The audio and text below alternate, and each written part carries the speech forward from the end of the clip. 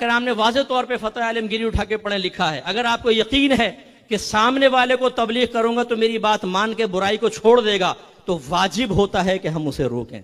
لیکن کتنے ایسے بیٹھے ہوں گے ٹنٹن سننی ہے، بیوی فلمیں دیکھ رہی ہے، ڈرامے دیکھ رہی ہے، مامو ذات پھپھی ذات خالو کے ساتھ ہنس ہنس کے دودھ والا گوشت والا سبزی والا ٹیلر ماسٹر چل رہا ہے، اور یہ ہے صاحب ٹنٹن سنی. دین کی باغ دوڑ، اس نے ایک کندھے پہ یہاں پہ سنیت سنبھالی ہوئی ہے، ایک طرف اسلام سنبھالا ہوا ہے، بات ٹھیکیدار بنا ہوا ہے. یہ پتہ نہیں اندر گھر میں کیا کر رہی ہے بیوی، بچوں کو علم دین نہیں سکھایا ہوا، سالہ سال ہو گئے فجر کی نماز میں بیوی پڑے خراٹے لے رہی، خر خر، وہ کوئی پرواہ نہیں ہے، سوتی رہے. ہم بھائی ریگولر نمازی، حاجی صاحب پہلی صف میں نماز پڑھتے ہیں. حاجی صاحب بیوی کیا کر رہی ہے؟ بھائی وہ مانتے نہیں ہے، سرکش ہو گئی ہے. تو تم نے سرکشی ختم کرنے کے لیے کون سا لا عمل اختیار کیا؟ آپ کو یہ آیت نہیں پہنچی؟ یا ایھا الذین آمنوا قوا انفسکم واہلکم نارا وقودھا الناس والحجارہ، اے ایمان والو اپنے آپ کو اور اپنے گھر والوں کو جہنم کی آگ سے بچاؤ جس کا ایندھن آدمی اور پتھر ہے.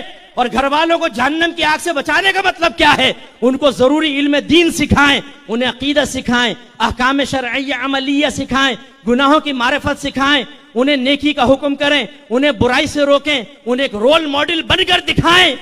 اگر آپ یہ کام نہیں کریں گے، میں نہیں کہتا ہوں، آپ کے نبی نے کہا ہے کلکم رعین وکلکم مسئول عن رعیتہ، تم میں سے ہر شخص نگہبان ہے، تم میں سے ہر شخص سے بروز قیامت اس کے ماتحت کے بارے میں کوسچن ہوگا.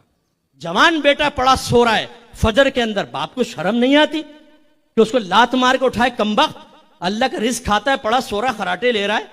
اب کہیں جی اٹھائیں بچوں کو، مفتی صاحب 4:30 بجے آیا ہے، مسجد کی خدمت کر کے نہیں، نمازیں پڑھ کے نہیں، روزے رکھ کے نہیں، کسی محفل میں بیٹھا ہوا تھا نہیں، کہاں دھابے پہ وہ کوئٹہ ہوٹل پہ دوستوں کے ساتھ بیٹھ کے باتیں کر رہا تھا.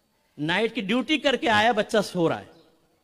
جب یہی بچہ آپ کی نگاہوں کے سامنے عذاب قبر میں مبتلا ہوگا نا، پھر ہم آپ سے کویسچن کریں گے کہ تم نے اپنے بچوں کے ساتھ دوستی کی تھی یا دشمنی نبھائی تھی.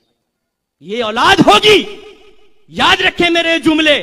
میدان معاشر میں انشاءاللہ حافظہ کام کرے گا، میں آپ کو یاد دلاؤں گا اگر آپ میں کوئی ایسا بیٹھا ہے تو.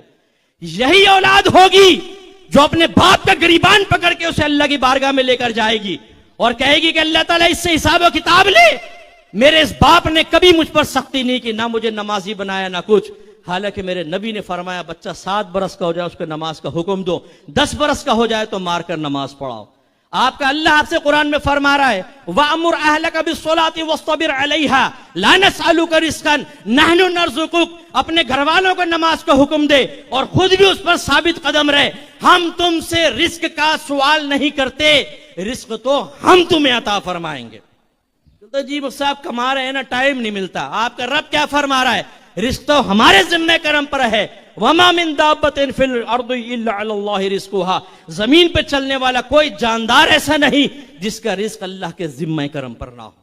آپ نے کون سی ذمہ داری لے کے اپنی ذمہ داریوں سے روگردانی کر رہے ہیں؟